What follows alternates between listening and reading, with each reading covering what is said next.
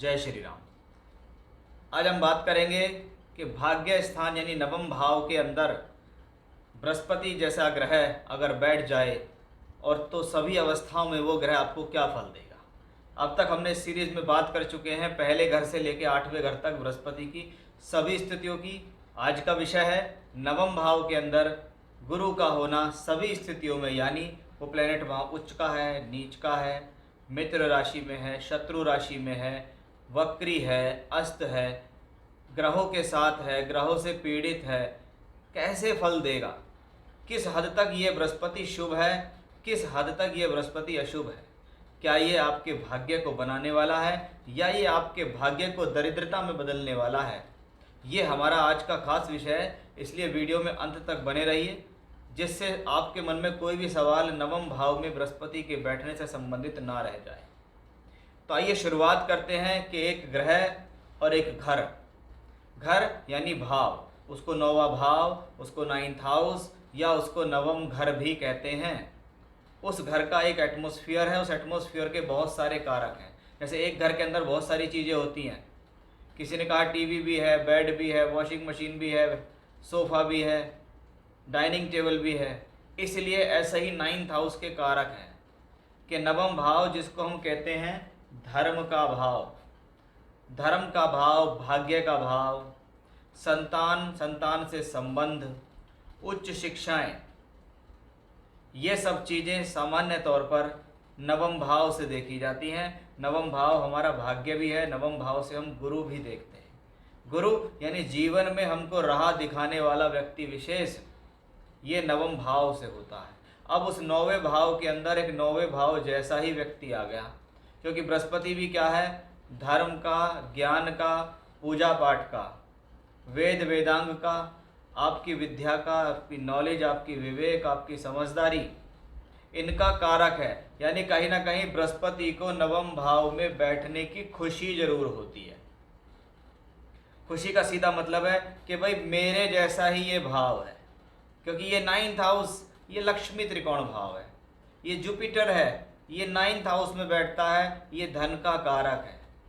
यानी बहुत मोटी परिभाषा में कहें कि अगर किसी की हॉरोस्कोप में 9th हाउस में जुपिटर है, एक तो वो धन का कारक है, एक वो भाग्य स्थान है और एक वो धन का त्रिकोण भाव है। इसका मतलब ऐसे व्यक्ति के लिए अगर बृहस्पति शुभ है तो खुद अपने बल पे बहुत बढ़िया पैसा इकट्ठित करेगा, और अगर बृहस्पति अशुभ भी है तो भी जब भी जीवन में उसको धन की ज़रूरत पड़ेगी तो वो धन इकट्ठा करके लाएगा, यानी कहीं ना कहीं से उसको साधन नजर आएंगे। ये भी बृहस्पति से देखा जाता है। इसका एक बहुत मोटा सूत्र है। अब इस सूत्र को हम लगा के हॉरोस्कोप में देखेंगे कि भाई नवम भाव के कारकत्व हमने देख लिए, गुरु के कारकत्व हमने देख लिए। अब हम इसको सभी परिस्थितियों में देखेंगे कि बृहस्पति एक मोस्ट इम्पॉर्टेंट प्लेनेट है जो दूसरे घर का धन, पंचम भाव की संतान, नवम भाव का भाग्य, दशम का कर्म और एकादश का लाभ, इन सब पे अधिकार रखता है। और ऐसा अधिकार रखने वाला प्लेनेट त्रिकोण भाव में बैठे, नवम भाव में बैठे, भाग्य स्थान में बैठे, किसी भी स्थिति में बैठे, भला करने में सक्षम है। अब उसकी भलाई करने की क्षमता उस बात पे डिपेंड करेगी कि वह जुपिटर कितना स्ट्रांग है। अगर स्ट्रांग है तो उसकी दशा में राजयोग, धनयोग, और अगर स्ट्रांग नहीं है तो उसकी दशा में कहते हैं ना, या तो भाग्यवर्धक या दरिद्रता, कैसे डिसाइड होगी, यही हमारा विषय है। सबसे पहले मैं आपको बता दूं कि नवम भाव में बृहस्पति को हम कैसे पहचान सकते हैं कि हमारा बृहस्पति बहुत मोटी भाषा में शुभ है या अशुभ है। बृहस्पति के लिए सूर्य, चंद्रमा, मंगल और स्वयं बृहस्पति, इनकी राशियों में बैठना शुभ माना जाता है। यानी अगर नवम भाव में आपके सिंह राशि, कर्क राशि, मेष राशि, वृश्चिक राशि, धनु या मीन में गुरु हो तो वो शुभ है। इसके विपरीत शुक्र की राशियों में, बुध की राशि में और शनि की राशि में बृहस्पति को अच्छा फल नहीं माना जाता। खास तौर पे शनि और शुक्र की राशियों में उसको शत्रुता मानी जाती है। इसलिए शनि की राशि में गुरु नीच का भी हो जाता है। तो एक शुभ कैटेगरी, एक अशुभ कैटेगरी, कि भैया एक पेपर पेन ले लो, उस पर नोट कर लो कि ये शुभ कैटेगरी है गुरु की, या अशुभ कैटेगरी है। अब प्लैनेट जितना ज्यादा पीड़ित उतनी उसकी प्रॉब्लम। पीड़ित की अर्थ क्या है? शत्रु की राशि में नहीं होना चाहिए, जैसे मैंने आपको बताया, अस्त नहीं होना चाहिए, राहु केतु के निकट नहीं होना चाहिए, उसके ऊपर 6, 8, 12 के स्वामी का प्रभाव नहीं होना चाहिए। अगर ये सारा प्रभाव है और ये सारा प्रभाव आपके 9th हाउस पे है, तो ये 9th हाउस का जुपिटर सिर्फ दिखने में अच्छा होगा, रिजल्ट के नाम पे 0 होगा। और इसके विपरीत ये शुभ स्थिति में है और इस पर कोई अशुभ प्रभाव नहीं है, तो ऐसा ग्रह अपने क्षेत्र के अंदर, अपनी दशा के अंदर या ओवरऑल आपको राजयोग धनयोग दे देता है। अब 9th हाउस में जुपिटर बैठ गया, यानी व्यक्ति कहीं ना कहीं धार्मिक तो है। नवम भाव में जुपिटर है, नवम भाव के जुपिटर की दशा चल रही है आपको, ये आपको धर्म कर्म के कार्यों में लगाएगा। धार्मिक कार्य, धार्मिक यात्राएं, धार्मिक क्षेत्र से जुड़कर कार्य कराना, ऐसा बृहस्पति आपके स्वभाव में वो चीज़ें देगा कि भाई हाँ, ये व्यक्ति धर्म को तो मानता है, ये व्यक्ति सात्विक तो है, इस व्यक्ति को विश्वास तो है कि हाँ भाई कहीं ना कहीं ईश्वर है, उसकी शक्ति है जो हम पर काम करती है और हमें भी उसके प्रति अपना रुझान रखना चाहिए। जुपिटर कैसी भी अवस्था में 9th हाउस में बैठे, पर्सन को हमेशा जरूर किसी न किसी रूप से धर्म, धार्मिक कार्य, इन चीज़ों के प्रति बनाता है। जितना ज़्यादा ये बृहस्पति यहाँ पीड़ित अवस्था में मिलेगा, उतना ज़्यादा ही ये व्यक्ति रूढ़िवादी होता चला जाएगा, दान धर्म से पीछे हटता चला जाएगा। इवन ये भी कह सकते हैं कि दान धर्म के कार्यों में चीटिंग भी करने लगेगा। कि बृहस्पति 9th हाउस में है और बली है, जैसा कि मैंने आपको बली और मजबूत की स्थितियां बताई कि क्या कमजोर कैटेगरी है और क्या मजबूत कैटेगरी है। मजबूत कैटेगरी है तो भैया धर्म शर्म के कार्य, धार्मिक यात्रा, इन चीज़ों में बढ़ चढ़ के भाग्य लेगी। अब भाग्य स्थान 9th हाउस है, ये किसका भाग्य है? ये आपका भाग्य। अगर भाग्य का मालिक भाग्य स्थान में मजबूत है तो हम क्या कहेंगे? आप स्वयं के बल पर भाग्य विधाता हो, आप अपना भाग्य स्वयं बनाएंगे, क्योंकि आपका जुपिटर 9th हाउस में स्ट्रांग है। और यदि आपका बृहस्पति यहाँ पीड़ित है तो आप अपने भाग्य को बनाने के लिए किसी अन्य व्यक्ति विशेष पे आधारित रहेंगे। शास्त्र कहता है अगर नवम भाव में, क्योंकि नवम भाव का स्वामी भी है, काल पुरुष में 9वें घर का ही स्वामी है गुरु, कि 9वें घर के अंदर अगर गुरु मजबूत है तो ऐसे लोगों का भाग्य 2 ही लोग बनाते हैं, या तो उनका गुरु या उनका पिता। उनके जीवन में बहुत बड़ा रोल होता है उनके भाग्य को बनाने के लिए उनके गुरु का या उनके पिता का। ऐसा व्यक्ति पिता को ही गुरु बना ले, या पिता का सहयोग अलग है, गुरु की शिक्षा दीक्षा अलग है, और उनके मार्गदर्शन से प्राप्त करते हुए ये व्यक्ति आगे चला जाता है। ये 9th हाउस का भाग्य है। और अगर बृहस्पति पीड़ित है तो क्या हुआ? पिता भी मिल रहे हैं, गुरु भी मिल रहा है, लेकिन दोनों के ही आचरण, दोनों के ही गुण उससे संभाले नहीं जा रहे, उनकी बातों को समझता ही नहीं है और अपने भाग्य को प्रॉब्लम देता है। Higher education also known for 9th house. 9वें घर से भी हम भाग्य स्थान को देखते हैं तो हम हायर एजुकेशन देखते हैं, क्योंकि ये पंचम भाव से पंचम है। जब भी हम रिसर्च की, नेट क्वालिफिकेशन की, पीएचडी की, हायर एजुकेशन की बात करते हैं, जब भी हम बात करते हैं विदेश जाकर पढ़ने की, विदेश जाकर काम करने की, विदेश जाके नौकरी करने की, या विदेश जाके व्यापार करने की, तो हमें 9th हाउस का इंक्लूजन चाहिए। इसलिए देखा गया कि नवम भाव में अगर गुरु पीड़ित होता है तो ऐसे लोगों को ना तो हायर एजुकेशन मिलती, ना ही वो घर से दूर जा पाते हैं, और घर से दूर चले भी गए तो वहाँ उनकी एजुकेशन स्पॉइल होती है, वापस आना पड़ता है। और अगर जुपिटर यहाँ स्ट्रॉन्ग है तो व्यक्ति घर से दूर भी जाएगा, विदेश भी जाएगा, हायर एजुकेशन भी करेगा, रिसर्च भी करेगा, उसमें सफल भी हो जाएगा। अब जुपिटर 9th हाउस में बैठे और लोगों के मन में बहुत सवाल उठते हैं, राहु केतु के साथ हो तो क्या? क्योंकि गुरु राहु एक साथ हो तो गुरु चांडाल दोष बनता है, लेकिन गुरु केतु एक साथ हो तो नहीं बनता, क्योंकि राहु की विचारधारा केतु से बिल्कुल अलग है। राहु और गुरु और राहु एक साथ गुरु चांडाल दोष बनाते हैं। ये किसी भी राशि में हो, अगर ये शत्रु की राशि में तो ज़्यादा प्रॉब्लम करता है, अगर ये मित्र की राशि में तो उतनी प्रॉब्लम नहीं करता। इसके लिए सीधा नियम है कि राहु को गुरु के क्लोज नहीं होना चाहिए। क्लोज का मतलब है कम से कम 1 या 2 नवमांश की दूरी तो जरूर होनी चाहिए। यानी 3 डिग्री 20 मिनट या 6 डिग्री 40 मिनट से दूर अवश्य हो राहु तो अच्छी बात है। अदरवाइज जितना वो क्लोज होगा, क्योंकि गुरु क्या है, सीधे चल रहे हैं, राहु क्या उल्टे चल रहे हैं, तो दोनों प्लेनेट एक दूसरे के नज़दीक आ रहे हैं इस तरीके से। इसलिए इनकी दूरी अगर 1 नवांश 2 नवांश की है तो राहु ज़्यादा प्रॉब्लम देगा। गुरु कहेगा पूजा पाठ करो, राहु कहेगा पूजा पाठ करने से कुछ नहीं होता, मौज मस्ती करो।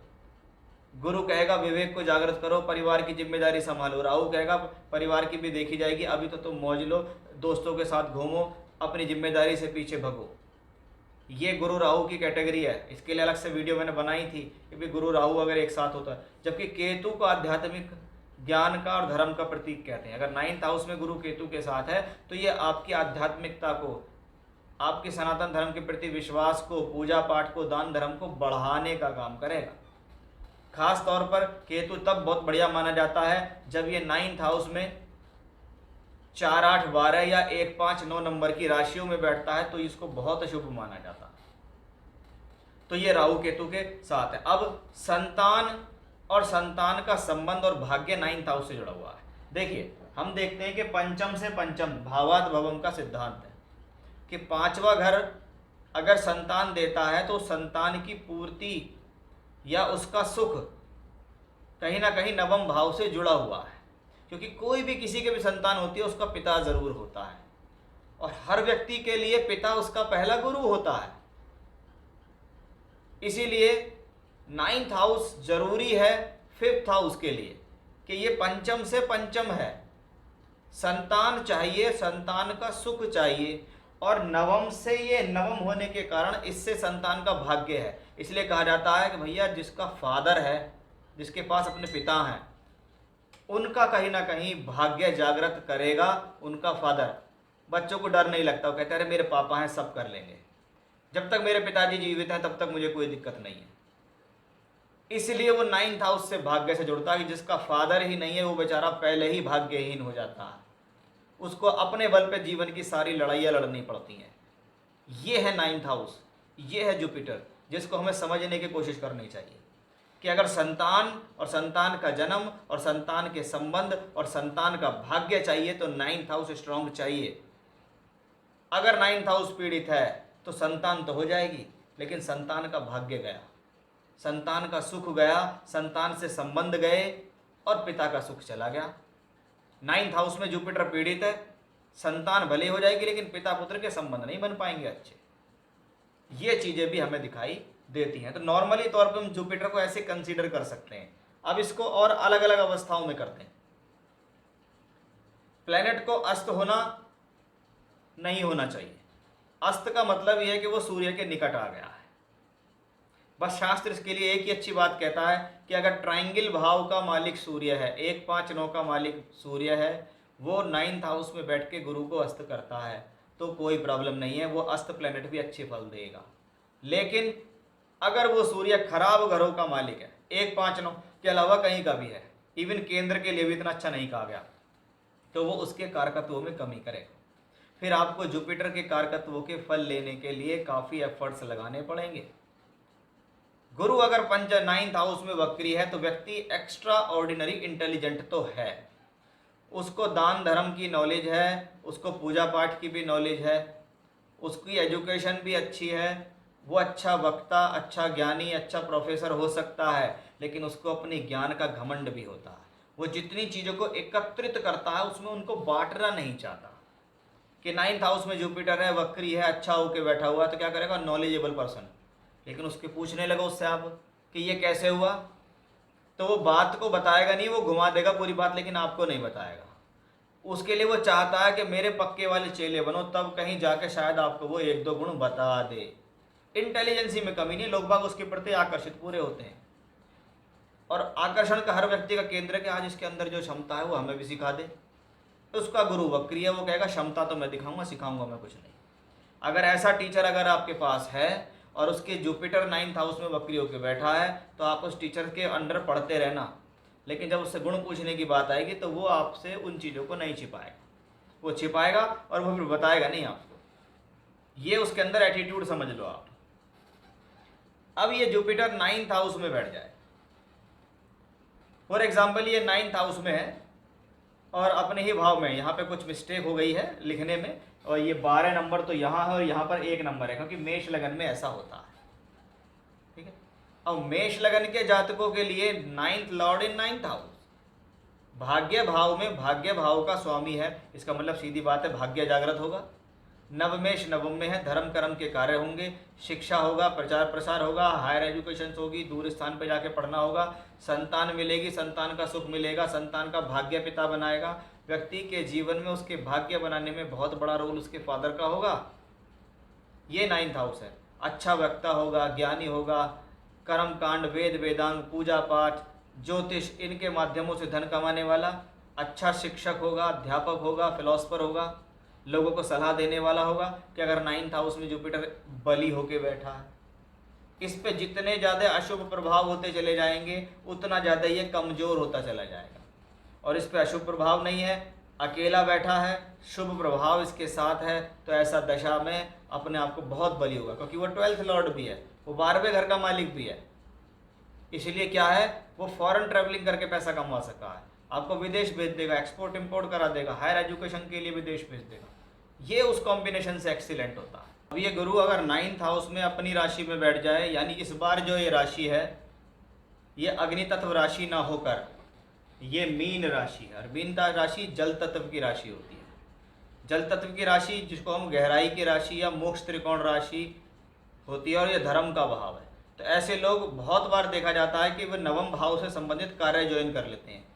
कह लिया कि जी मेरा जीवन यापन तो शिक्षक से हो रहा है, मैं तो टीचर हूँ, मेरा काम तो एडवाइजरी का है, मेरा काम फाइनेंस के फील्ड का है, या मैं मार्केटिंग के फील्ड से जुड़ा हुआ हूँ, या मैं लोगों को सलाह देने का मेरा काम है, या मैं टीचर हूँ किसी प्रकार का, या मैं फिलोसफर हूँ, या मैं लोगों को मोटिवेट करता हूँ।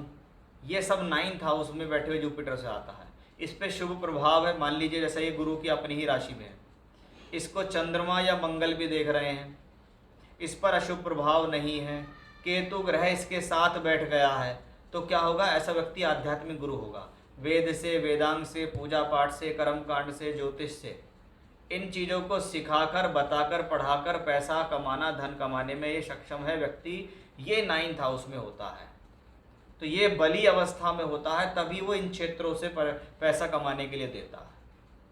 तो उस हिसाब से हमें 9th हाउस के जुपिटर को भी ऐसा कंसीडर करना चाहिए कि शुभ और अशुभ प्रभाव तो मैंने आपको शुरू में बता ही दिए कि कैसे होता है शुभ और कैसे होता है अशुभ, उसको तो पर्चे पे लिखना ही है।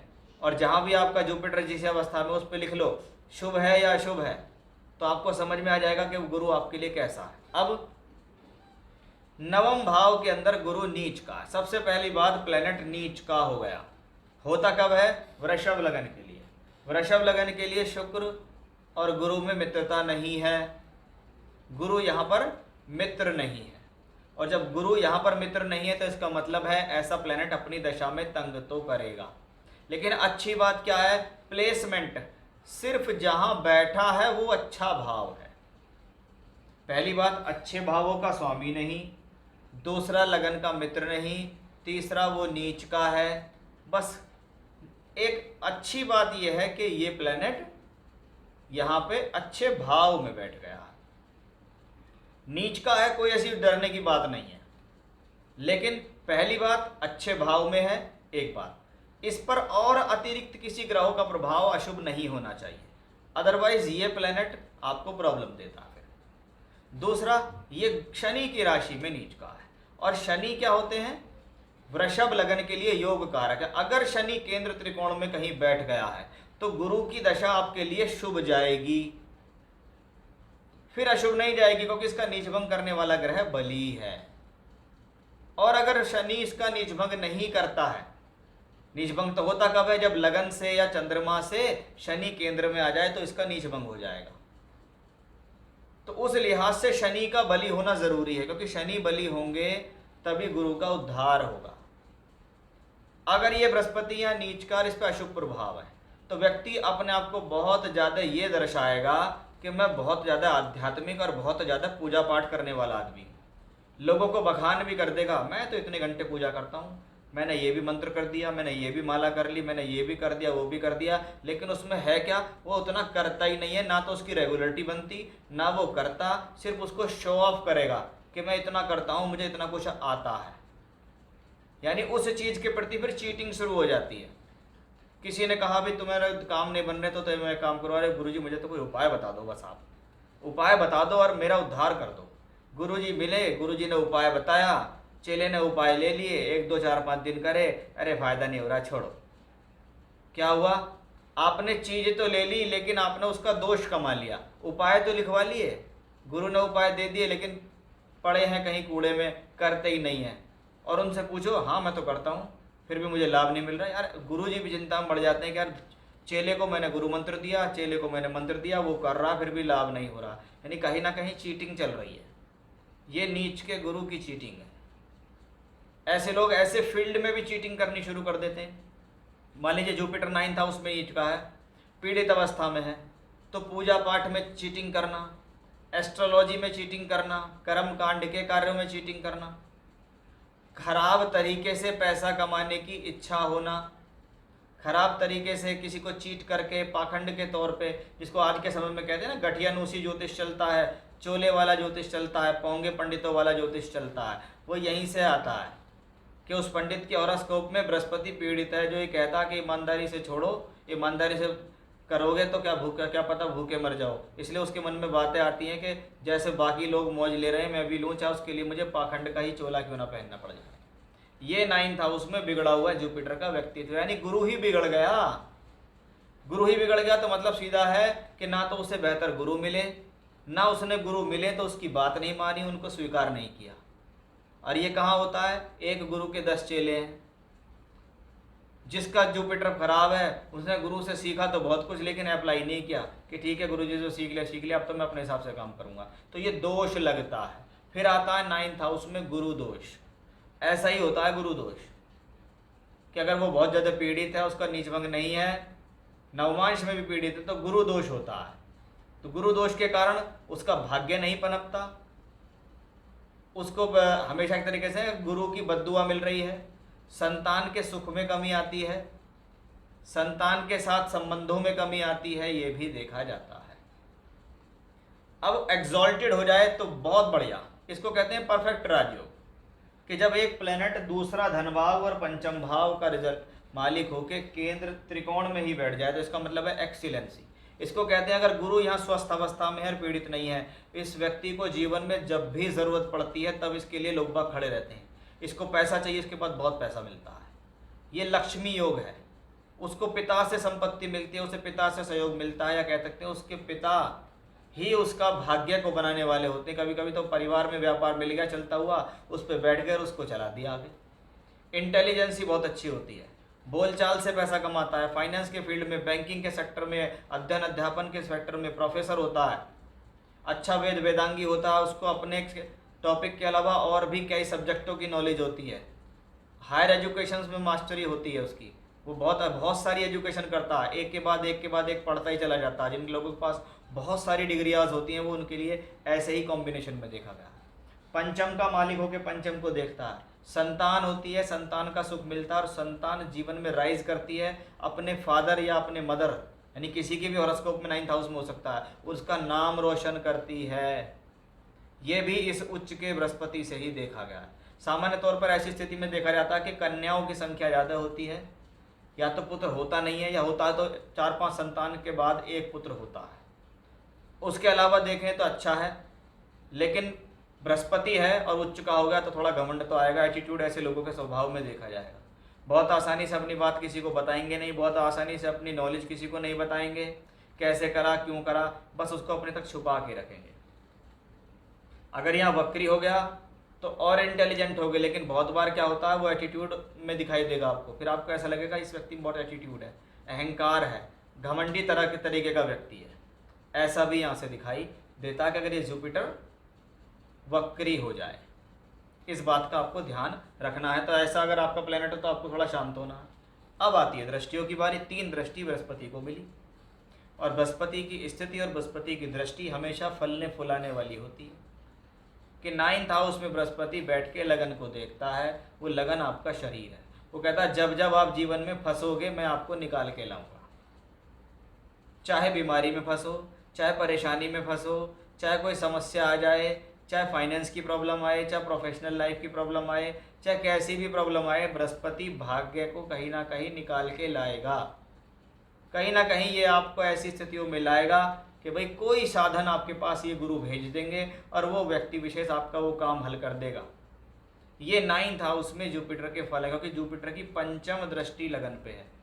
पंचम दृष्टि संतान की शिक्षा विद्या बुद्धि की दृष्टि, यानी ऐसा व्यक्ति स्वयं अपने आप के ऊपर वर्क करता है। मैं कैसे सेल्फ मोटिवेटेड हूँ, मैं कैसे अपने आप पे काम करूँ, मैं अपने आप को कैसे अच्छा दिखाऊं, मैं अपने ज्ञान को कैसे अच्छा बढ़ाऊं, मैं ऐसा क्या करने की कोशिश करूं जिससे मेरा और ज़्यादा स्थितियां बेहतर हो जाएं। यानी अपने आप पर वर्क करना, अपने आप को प्यार करना और अपने आप को जल्दी से मैच्योरिटी लेवल पर लाना भी इस गुरु की वजह से देखा जाता है। शुभ है तो ये सारे काम जल्दी होते हैं, अशुभ है तो ये सारे काम देरी से परेशानी से होते हैं। तीसरे घर पे गुरु की दृष्टि है। तीसरा घर क्या होता है? प्रीचिंग्स का। अच्छा उपदेशक ऐसा व्यक्ति हो सकता है, अच्छा टीचर हो सकता है, किसी चीज़ को सीखने सिखाने वाला हो सकता है, अच्छा मोटिवेटर हो सकता है। आजकल जो मोटिवेशनल स्पीकर्स होते हैं ना कहीं उनके 3rd हाउस से जुपिटर या मरकरी का कनेक्शन निकलता है, तभी वो व्यक्ति ऐसा काम कर सकते हैं। गुरु की तीसरी दृष्टि तीसरे भाव पे दृष्टि है तो टूर से, ट्रैवलिंग से, यात्राओं से, कम्युनिकेशन से, मीडिया से, प्रचार प्रसार से, एडवर्टीजमेंट से जुड़कर आपको कमाएगी। कमाएगी कैसे? गुरु के संबंधित कारकत्वों से ही कमाएगी। यानी आप फील्ड अपना सेलेक्ट कर सकते हैं कि गुरु की दशा आपको चल रही है, मैं कौन से फील्ड में जाऊं। मैंने आपको इतने सारे फील्ड बता दिए, आप उसमें से कोई भी चॉइस कर लो, उसको 3rd हाउस से जोड़ दो। पंचम भाव पे दृष्टि क्या है? संतान दे ही देगी, संतान का सुख दे देगी, शिक्षा करा देगी। पीड़ित अवस्था में बृहस्पति है, पीड़ित है और वो दृष्टि 9th दृष्टि पंचम पे दे रहा है, तो इन सारी चीज़ों को देने में प्रॉब्लम देगा। संतान देर से होना, संतान के साथ समस्या होना, संतान से संबंधों में प्रॉब्लम होना, ये चीज़ें भी हमें गुरु की 9वीं दृष्टि से मिलती है। यानी प्लेनेट जितना अच्छा है भाई, आप जितने अच्छे हो उतना ही तो अच्छा लोगों के लिए करोगे, और आप अच्छे ही नहीं हो तो और लोगों के लिए करोगे क्या? इसलिए सबसे पहले प्लेनेट की दृष्टि बाद में है, पहले स्थिति परिस्थिति तो देख लो। परिस्थिति अच्छी है तो स्थिति भी अच्छी है। कहना कि जी उन्होंने मेरे ऊपर दृष्टि डाल दी, मेरा उद्धार हो गया। कोई बहुत बड़ा बिजनेसमैन है, वो लाखों करोड़ों रुपए का मालिक है, उसने किसी का उद्धार कर दिया, उसने किसी की बेटी की शादी में पैसे दे दिया, कोई काम कर दिया, तो कोई उन्होंने मेरा उद्धार कर दिया। उद्धार यही तो है उद्धार, क्योंकि भैया वो आपका उसका गुरु बहुत बढ़िया है तभी तो उद्धार कर रहा है। उसका गुरु ही उद्धार अच्छा नहीं है तो उद्धार कैसे करेगा आपका? तो ये सारी कंडीशंस मैंने आपको बताई हैं कि अगर आपके 9th हाउस में जुपिटर बैठे, किसी भी कंडीशन में बैठे हुए हो, तो वो आपको कैसा फल देंगे, इसको आप अपने हॉरोस्कोप में देख सकते हैं, चेक कर सकते हैं कि ये ओवरऑल कैसा फल दे रहा है और जब इसकी दशा आएगी तो कैसा फल आपको देगा। जय श्री राम।